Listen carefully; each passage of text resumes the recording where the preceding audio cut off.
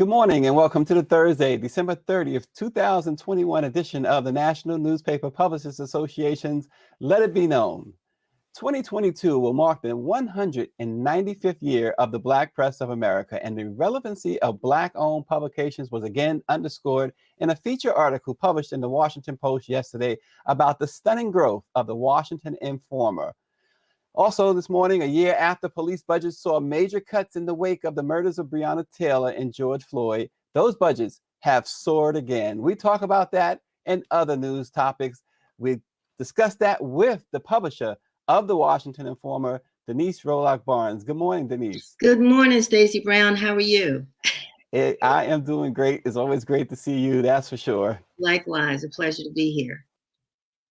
With the first news topic, before we get to those other hot topics this morning, the first news topic, and Denise, feel free to comment on them. Actually, I'll ask you a question about it anyway, but President Biden, Black people as 2021 and the first year of President Biden's term closes, the administration certainly has had some wins with African Americans, whom the president acknowledged many times were the voting bloc that won the election. However, the president's approval rating has fallen sharply in recent months, particularly amid concerns about inflation, immigration, and COVID-19. And while his approval among Black Americans remains higher than among voters more broadly, there's meaningful slippage. According to a Politico Morning and Consult poll of 1,998 voters released this month, 58% of Black respondents said they approved of the job Biden was doing as president, compared to 43% of all voters. But strategies revealed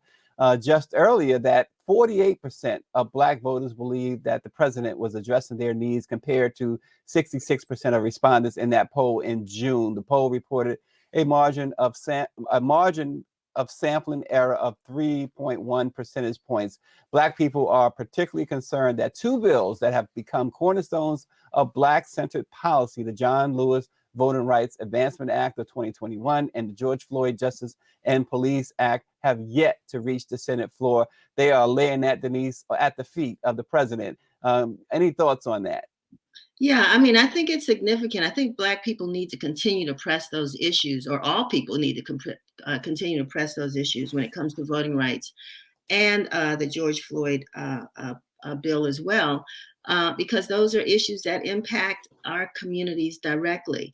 I think that we have, as you know, the overall rating is concerned, I think there are a lot of pocketbook issues that impact, again, Black, brown, and lower income people that folks have seen the president try to pursue. I mean, with the budget that he tried to get through Congress, and things dealing with student loans, the prices of food going up, everything's going up. And it seems as though this administration has tried its best to address those pocketbook issues that impact our community. And it's put a real dividing line between, say, Democrats and Republicans. And so when people look at that, and they're pushing for the president, they don't necessarily blame him for not attempting to address the issues that impact our communities and our families. Yet, on the other hand, with voting rights and the George Floyd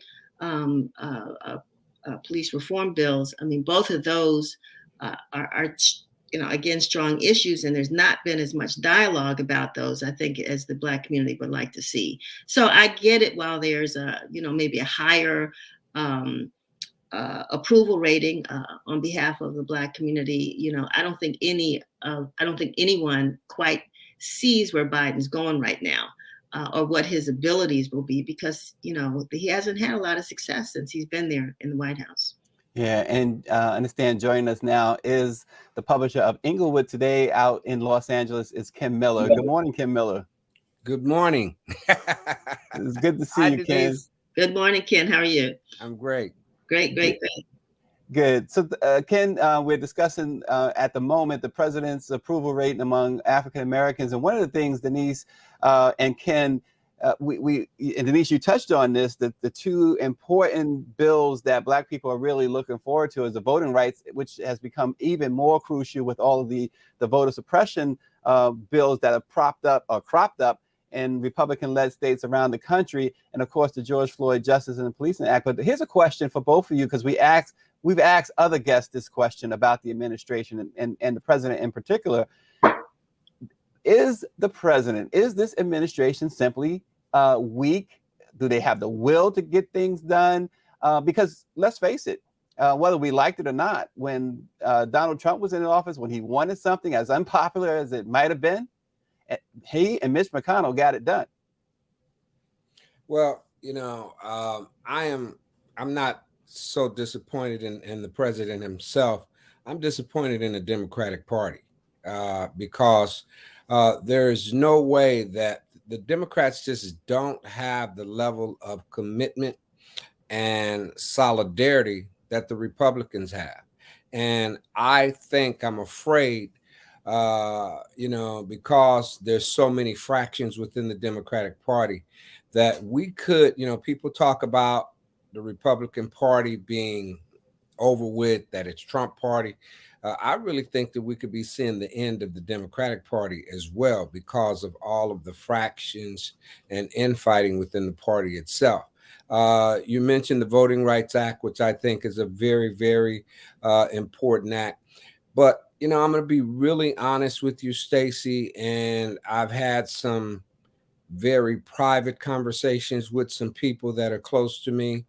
And I just think it's a time that we as African Americans or Black people or Negroes or whatever we are today, we're going to have to start having an inconvenient look at ourselves, what we stand for, what our level of commitment is. And personally, I just think I am at a point of how many excuses are we going to have? Who are we going to be able to blame for all of the ineptitudes that we bring on ourselves? Is it difficult to vote? It is difficult to vote. It's difficult, but the reality of it is, even when there aren't all of these impediments of voting, African Americans just don't go to the polls the way they should go to the polls. African Americans who are inflicted by the pandemic, inflicted by COVID, more than any other race in the country, we're not taking the vaccination serious enough so that we can erode this pandemic out of our own communities. Listening to these wild theories of the Tuskegee Institute, or this is going to be something that's going to light our systems up on the inside. All these different excuses. Listen, we need to take a good long look in the mirror and start making some corrections in our own lives. Ken, you had me at Negro, Ken. Yeah, I want to jump in, Stacy, because in some ways I believe with I guess empathize or respect what Ken is saying. I still believe that this process, regardless of political affiliation, it's still a system of the haves and the have-nots. And regardless of if we all go to the polls or a few of us go to the polls, the point is that now we have Black elected officials. Most of them are Democrats. More Black members in Congress than ever. No Black women in the Senate. And for those of us who are politically engaged, we're all, meaning politically engaged is more than just going to the polls. And so I don't want politicians to feel as though, it's their problem and they don't have a responsibility to all of their constituents. When they get in office, when they try to get in office, that's one of the things they do. They say, we're here to represent all of the people. Now, what that means, is determined by their actions once they get into that office, but we got to hold them accountable. And I don't think we should use those as excuses for not holding them accountable to the issues that are important to us. Well, let's before we go into the next topic, let us formally introduce the president and CEO of the National Newspaper Publishers Association, Dr. Benjamin Chavis. Dr. Chavis, good morning. Good morning, and good morning to Denise. Good morning to Brother Ken. We really appreciate you, and on behalf of the whole entire National Newspaper Publishers Association, led by Colonel Carla Richards, the chair, who publishes the Forward Times in Houston, Texas, and all our 230 African American owned newspapers and media companies across America. We really salute the Black press of America. This is our 109, well, we're getting ready to go into the 195th year of the Black press of America. And congratulations to Denise. I saw the great article in the Washington Post. We're going to discuss that momentarily, Dr. Chavis. Exactly, about the progress of the Washington Informant. And Kim Miller's doing such a great job in California with the Inglewood Today. Pleased to have both of you. Greetings to all. And Dr. Chavis, you know, for those viewers know this, and maybe Ken and Denise don't know, Dr. Chavis continues to tell us that we're going to be, the Black press is eventually going to space. And I'm wondering where he's at now with that background. Dr. Chavis, are you in space? No, I'm on the West Coast. This, I wrote an op-ed about from civil rights to space rights. And as you were discussing the whole situation with COVID-19, the public policies, the different instructions that are given out, as the variants continue to spread, particularly the Omicron variant. But keep in mind, the Omicron variant is a part of COVID-19. So this pandemic is still very, very serious, hitting our community, particularly Black community. They haven't put out a lot of the racial statistics, but I happen to know in Maryland, in Virginia, in California, African Americans are still disproportionately dying, not just getting sick, but dying from COVID-19. It's been devastating in Black America. And we want to make sure that, the science, and the reason why I wrote the thing about from civil rights to space rights was to emphasize the importance of science. Because right now we're living in a society that is anti-science. They don't believe in climate change, and they don't believe in taking the precautions that the CDC has issued to keep people safe and alive. Well, the Centers for Disease Control and Prevention significantly revised yesterday's model of the breakdown of COVID-19 variants, estimating that Omicron strain accounted for about 58.6% of U.S. cases as of December 25th. The CDC previously estimated that the rapidly spreading variant accounted for 73.2% of cases nationwide. And now that is revised down to 22.5%, which is a significant drop that falls outside the agency's earlier 95% prediction interval. Well, one of the things that has drawn really some real criticism, the CDC had recently changed the quarantine time from 10 to 5 days, and that was after a letter from a Delta Airlines CEO asking that they do just that. Dr. Rochelle Walensky, who is a friend of this program, appeared to confirm yesterday that the Delta Airlines letter, and perhaps among other suggestions from corporate America, was the reason behind the change and not health and safety, which should be most important. Dr. Walensky said, quote, "The change really had a lot to do with what we thought people would be able to tolerate." And that brought strong rebuke from people like, or doctors like Dr. Ebony Hilton and Dr. James Hildreth. In fact, Dr. Hildreth said, with all due respect, guidance should be based on what will keep people alive and well. Denise, Ken, your thoughts on the CDC's setting aside or changing this 10-day quarantine to 5 days based on a letter from Delta Airlines and other companies? Well, look, the reality of it is it doesn't matter whether the 10-day quarantine is 5 days, 6 days, 8 days, or 20 days. The most important message is people need to be vaccinated. You talked about the new variant.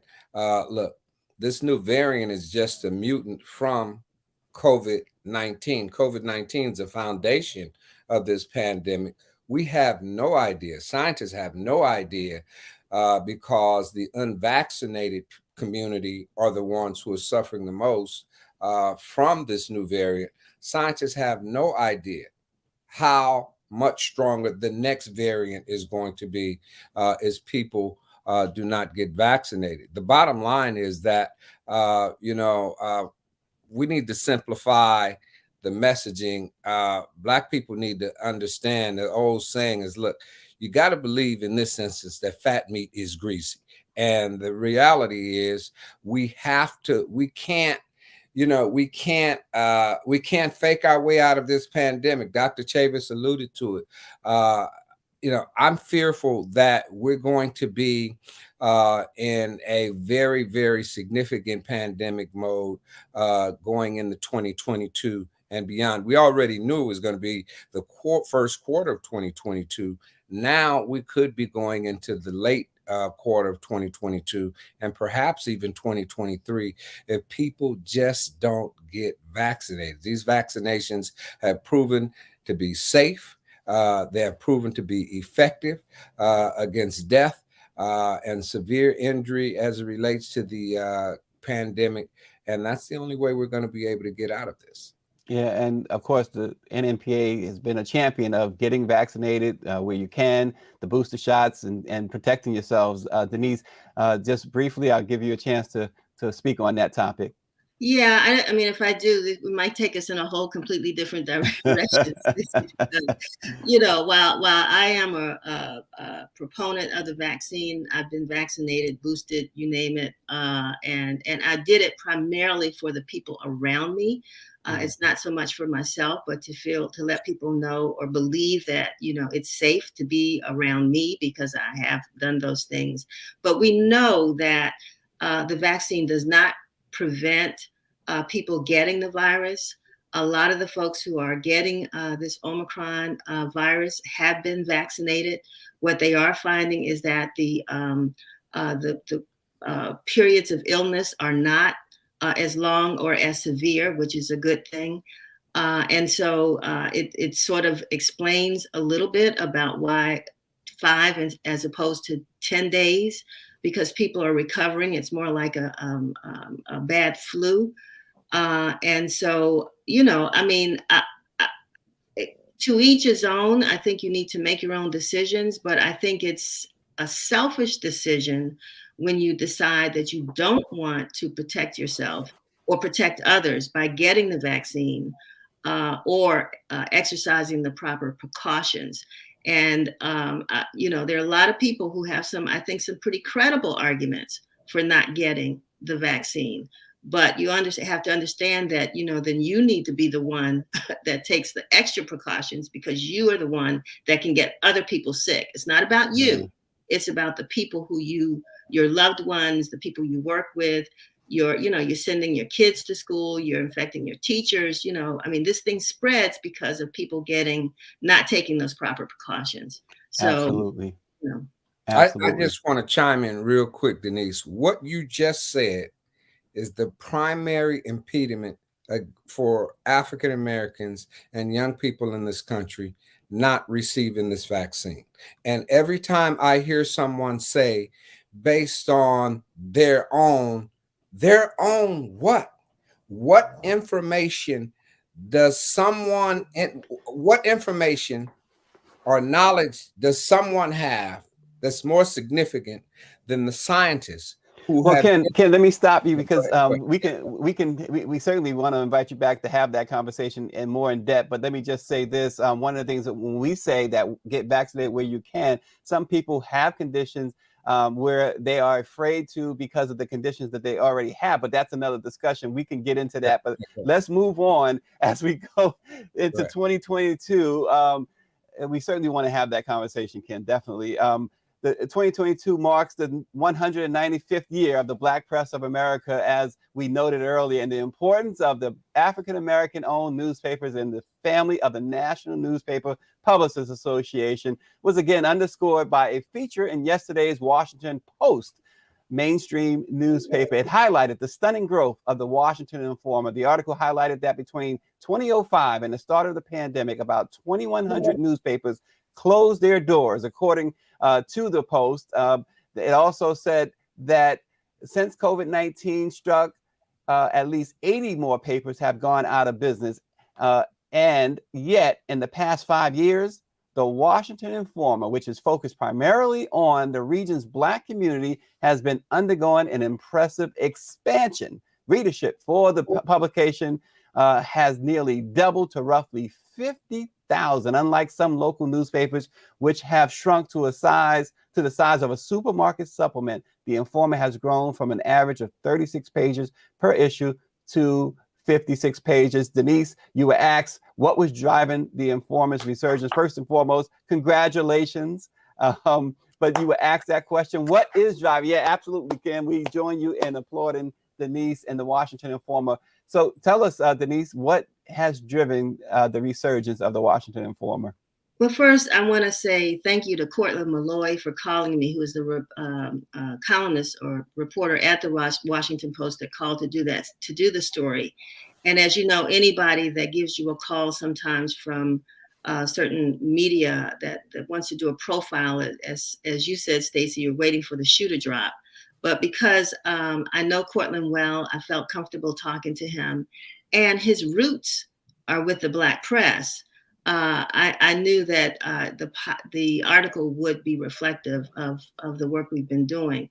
Secondly, I want to say that I think this is a story that the NNPA should be celebrating, because not only is it the Washington Informer, but I can go down a list of our member newspapers who have had really pretty good years over the last couple of years and are getting stronger. Amsterdam News, Atlanta Voice, Houston Defender, of course, Michigan Chronicle. There are a bunch of us out there who are really not only surviving, but doing well now, probably better than we have in many years. And a lot of that focuses on not so much that we've changed our paradigm, except for the fact that we are more focused on digital now, which means we get to reach a larger audience to make sure that the stories that we're telling about our communities are reaching a larger audience, but also because there's a renewed focus now on local journalism. And nobody can tell local journalism or local news stories as well, I think, as we have done historically. The other thing is a lot of us are in neighborhoods or communities that are in transition. We talk about gentrification.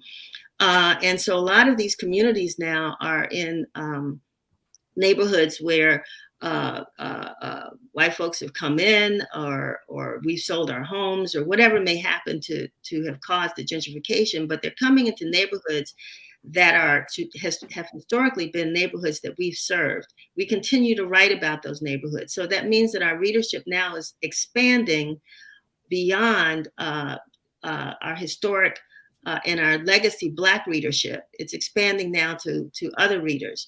And so, there's a lot that we can say is, every single day we're thinking of something new and innovative that we can do to let folks know that not only is the Informer still relevant, but the Black community is surviving. I mean, we're doing, in some ways we're thriving. We still have a lot of issues, and we tell our stories, but it's just being able to kind of listen and hear and address the issues that affect us. And I know, Dr. Chavis, is music to your ears since you've taken over of the NNPA as president, and then of course we have an all Black women board. The focus has been refocused, right? And papers like the Informer, and as she mentioned, the Amsterdam News, the Michigan Chronicle, Atlanta Voice, these papers are thriving. Folks are using these newspapers as their main source of real news. I mean, we've heard about the fake news, but they're using these newspapers, Black newspapers, Black-owned newspapers, as a source of real news. Dr. Chavis. Oh, I agree. And again, the NNPA does salute and congratulate Denise and the Washington Informer for the leadership and the expansion and the growth. And it is representative of the Black press. The Philadelphia, I could add the Philadelphia Tribune, the Dallas Examiner, the Metro, Cheryl Smith's paper in Dallas now has a partnership with the Dallas Morning Herald, which is the daily press, mainstream daily press in Dallas. So I think across the board, the Los Angeles Sentinel is doing well, really well. And so is Ken's paper there, the English, which is a new paper, the Inglewood Today. So across the United States, the Black press is making progress, but the Black press is also still facing challenges. We're getting ready to go into 2022. There's going to be over $1 billion spent on advertising for the midterm elections. We got to make sure that the Black press gets some of those advertising dollars. Yeah. Some members of the Black press, for the first time, just over the last couple of weeks, got ads for the first time from De Beers, the diamond industry. We've been working on that for 4 or 5 years, and it finally happened. So there are new advertisers out there as well as traditional advertisers that we need to continue to work on. I'm going into 2022 optimistic about the Black press of America because I think the Black press is needed today more than ever before, given all of the contradictions, all the challenges, and all the opportunities, I would say, that Black Americans face. But we need to be informed on a daily basis, on an hourly basis. We need to be informed through our print products. We need to be informed through our digital products. We need to be informed through social media, all the various ways to reach our people. We have to be engaged and involved. And that really sets the stage for the Midwinter Conference that's coming up. Even in spite of the pandemic, we're going to practice all the CDC protocols on January the 18th through the 21st with the Midwinter Conference. And Ken, you know, the challenges that Denise has faced and other papers have faced, but been able to overcome them. I mean, this article, if you haven't read the article, you have to read the article about the Washington Informant, as Denise alluded to. I mean, when I spoke to her about it, I certainly, as I read it, I was waiting for that proverbial other shoe to drop, and it never did. It was a straightforward, hey, this is a success story. And so, Ken, I know you can relate to the challenges to getting to where the Informant is. And I'm sure Denise will say we still have a ways to go. Yeah, I first of all want to congratulate Denise. I've known her for a number of years. I've always had an immense level of respect for her and her commitment to the Black press. And I've not read the story yet, but knowing Denise and the way she can cultivate a staff and just her commitment to the African American press, I think speaks volumes for all of us. I've always been an optimist. Dr. Chavis knows that I'm the publisher who always looked at the glass half full instead of half empty. I've invested 45 years. In 2022 will be 45 years of my life in Black newspapers, and I see growth. In fact, I have a couple of new projects that I will be launching, on the electronic side in 2022. I think this is a real opportunity for us to continue to grow, to continue. Denise alluded to something that I think has always been significant with African American newspapers, is that Black people are not the only ones who have their eyes on the content of what it is that we're writing about. I remember many years ago when I first started at the Sentinel, I mean, it was always the LA Times and Herald Examiner that picked up the LA Sentinel to find out what was happening in the African American community. And I think that's more prevalent today. But I see an enormous opportunity for all of us in the Black press, as long as we can stay unified and cohesive and continue to fight the fight for the communities we serve. And as Claudette Perry, the executive administrator of the NMPA, points out in her comments, we should also note that Denise is the former chair of the NMPA, and certainly, and certainly she has been integral with others and making sure that the NMPA, the Black press of America, stays relevant. So there's a lot more to discuss with this. We certainly congratulate Denise, and we know that the next 56 years, 57 years, Denise, it's been 57. I'll be here. Yep, the next 57 years will bring even more. I'll be here for the next 56 years. So we need to go on to our next topic. We're running overtime today, folks, but it's been a great discussion, and I'm sure this part of the discussion will be just as good. Police budgets in 2020 appear to be a year of racial reckoning in the United States in 2020. The fight against racism, systemic racism, reverberated throughout the country with protests, boycotts, and calls to defund the police. But a year after slashing police budgets in response to the growing defund movement, many cities have restored the funding, seeming to confirm activists' suspicions that city leaders weren't serious about the change in the first place. At least a dozen cities cut their police funding or decreased officer numbers during last summer's protests against police violence following the killing of George Floyd in May 2020. But one by one, city governments began to bolster their police budgets in 2021 with an additional $200 million allocated to the New York City Police Department. And Ken, the Los Angeles the Police Department saw a 3% increase in the year after the city council approved a $150 million cut. What's going on, guys? Well, I can speak for specifically Los Angeles, where I was born and raised, and I could tell you that because the region is growing just in such astronomical numbers with constituents and people who are coming out here, I think that it would have been a derelict of duty to not make the prudent investment in making sure that we have the level of force, the level of deployment within the police department that would allow for us to keep our cities safe. I think that the defund police messaging was not a good. Was just not a very good message to begin with. I think that if you live in African American community like I have all of my life, you know that there's these cults involved in law enforcement that are not productive to African American citizenry. Having said that, Denise alluded to it early. These elected officials, we vote them in, we have to continue to hold their feet to the fire all along the way. And the engagement can't just be on election day. The engagement has to be a process steadfastly throughout so that these people don't forget.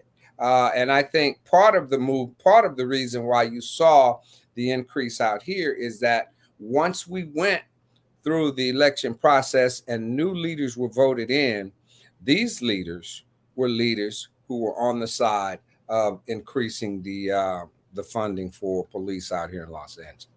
Yeah, and Denise, I know yesterday on this program we talked extensively about the situation with the Metro MPD, Metro Police in DC, the alleged corruption and the lawsuits that involve a lot of Black women police officers against the department, but yet we are seeing things go back to pre-2020 form as far as funding, police funding, more policing on the streets. The police unions are saying that they need more police because crime has it's been an uptick in crime. But from your vantage point and from the Washington Informer's vantage point, what are you seeing in DC? Well, I see the police department, the mayor's office, the city council, community leaders. I see them all as kind of in between a rock and a hard spot. It's like, do we reduce? Defunding the police. First of all, we have to define what that means. And I think what a lot of that meant was reallocating resources to areas, including mental health services, so that police aren't asked to go to calls and end up in incidents where there's really a person that's having a mental health crisis.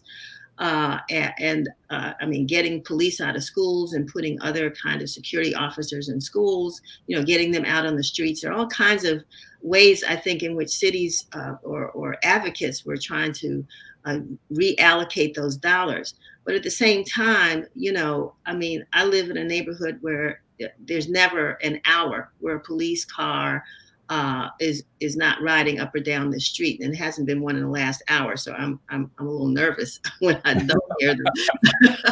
But crime is anybody that subscribes to these neighborhood apps where someone said yesterday, their mother was hijacked by a 17 and 14-year-old in front of their cars. I mean, there's a constant demand for police to address things that are happening in our communities, a constant demand. And I know our chief, who I'm pretty sure James or someone on our staff will be doing a story on. I mean, his first year, he's walking into his first year on the force.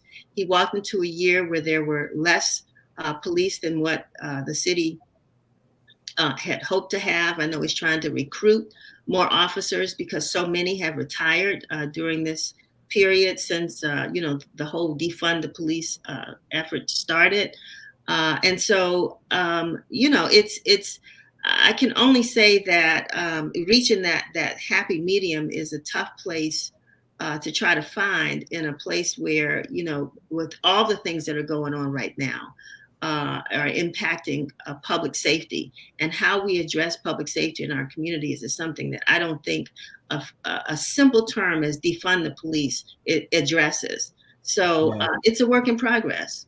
Well, one of the things, as when he was running for the presidency, President Biden said that he supported conditioning federal aid to police based on whether or not they meet certain basic standards of decency and honorableness. Dr. Chavis, I know you interviewed Joe Biden on the campaign trail. What was your sense of the president's thinking toward funding the police or defunding the police? Well, keep in mind, at that time and still today, one of the principal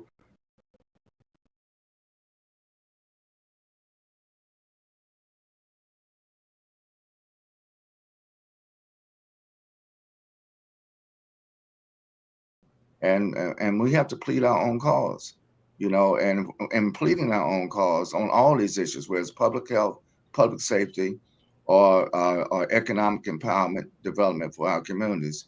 We have to be a shared perspective and a message that resonates with the reality in which we are facing as Black Americans, as well as other communities of color. The demographics are changing. And so to me, it's not the issue of how much money the police are getting, it's what they're using the money for and how it impacts the quality of life of our communities. We just elected a Black mayor in the largest city in the United States, New York City, who's a former police officer, who ran on a campaign. One of the reasons why he got elected, because he said he was going to try to do something to stem crime that has been rising in New York City. But does that suspend him being a brother, an African American? Not at all. So I think that there's a wide range of these issues. But my point is that, well, again, whether it's public health or public safety, the Black press, the Black voice, the Black messaging has to be on par to the reality of what we are facing in our communities, not just for today, but for the future. I would just end by saying something James Baldwin once told me. When we speak, or when we write, or when we share, it is not just for today. We are obligated to talk about tomorrow, to give our people a hope, a sense of chance of how we're going to make it into tomorrow. If we throw our hands up just based on what's happening today, we will not make it, because we will become depressed, we will become silent, we will become alienated, we will become frustrated. What we need is not just resilience, we need to resolve that these internal contradictions that Black people face, the internal, we're going to work on those. But we also have to deal with the external exploitation. We have to deal with the reality of the growth of white supremacy and the hold on this. The America right now is going through a struggle. Which way forward, as Dr. King would say? Whether we go to community or we go to chaos. And I think the Black press has to help lead our community forward for progress. And that's what we've been doing now as 2022 approaches, as we will celebrate all year in 2022, the 195th anniversary of the Black press. If I can jump in real quick, Stacy, because I heard something yesterday, Dr. Chavis, that sort of chimes in with what you're saying, but it really resonated with me. It was just a story about a woman who took this, long foot tour across the country, but she spent a lot of time in Native American communities. And one of the things she realized talking to them, as James Baldwin said, every decision that they make, they think out 7 generations. That's right. And I mean, that just to me was so profound. It's not just tomorrow, but it's 7 generations. Many of us haven't lived 7 generations in this country. But, you know, at this point, if we think beyond ourselves with COVID, with police, with everything we do, that everything we do has an impact, 7 generations from, you know, going forward, really, I think, you know, alters our decisions about some of the things that we do. So just wanted to throw that in there. Yeah, Great Ken, point. I'm sorry. I wanted to get Ken Miller of the Inglewood Today, the publisher of Inglewood Today, his closing thoughts on this topic.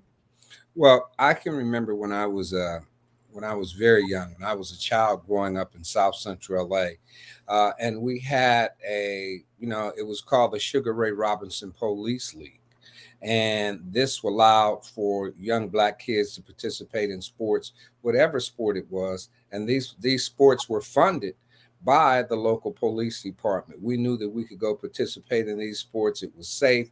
We had an opportunity to learn who the people were who were servicing our community. So in that, these police departments, particularly Los Angeles, are receiving the additional funds. I think that they should be deployed into communities of color in terms of sports that would allow for these young people to do something that's more positive and less inflictive in their very own communities. And I'd love to see, we had community policing way back in the day. We all knew who the sergeant was that was servicing our region. And it would be nice if we could get back to that point.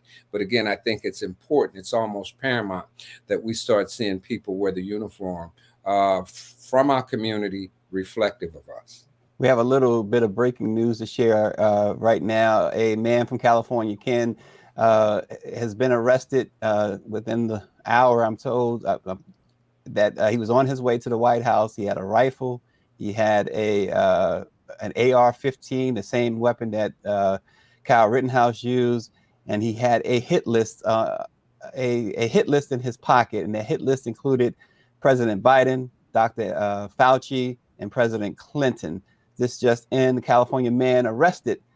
He was in Iowa at the time of his arrest, driving toward the White House. He said he was on his way to the White House, according to federal authorities, with an AR-15. He had a lot of powerful, quote, powerful ammunition and a hit list that he had written out. And the hit list at the top of the list, President Biden, Dr. Fauci, and for some reason, President Clinton and President Obama, as well as President Clinton. That just then, we'll have more for you on the program tomorrow on this breaking news story. And certainly you'll be able to read about it at blackpressusa.com and many of our member newspapers. Dr. Chavis, throw it to you for your close. Well, thank you. Again, I'm thinking about 7 generations forward. But this contradictions, again, it's the messaging. When I was flying on the plane out to the West Coast yesterday, a white man, got on the plane wearing a mask, but wearing a bright T-shirt saying "Fire Fauci." There's an anti-Dr. Fauci campaign that Fox News, which is a media company, has been running against the current administration, as well as the prior administration. If people have to remember that Trump got elected because of the anti-Obama 8 years. That set the stage.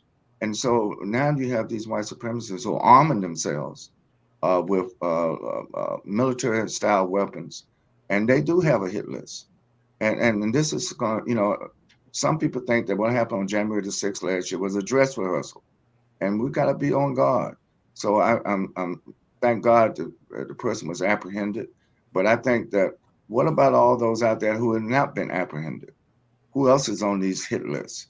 And what is the messaging attached to the hit list? Why do people want to terminate Dr. Fauci's life, even though he's contributed to saving millions of lives, not only in the United States, but throughout the world? What kind of mentality is that? And what kind of messaging feeds that negative, repressive, white supremacist mentality?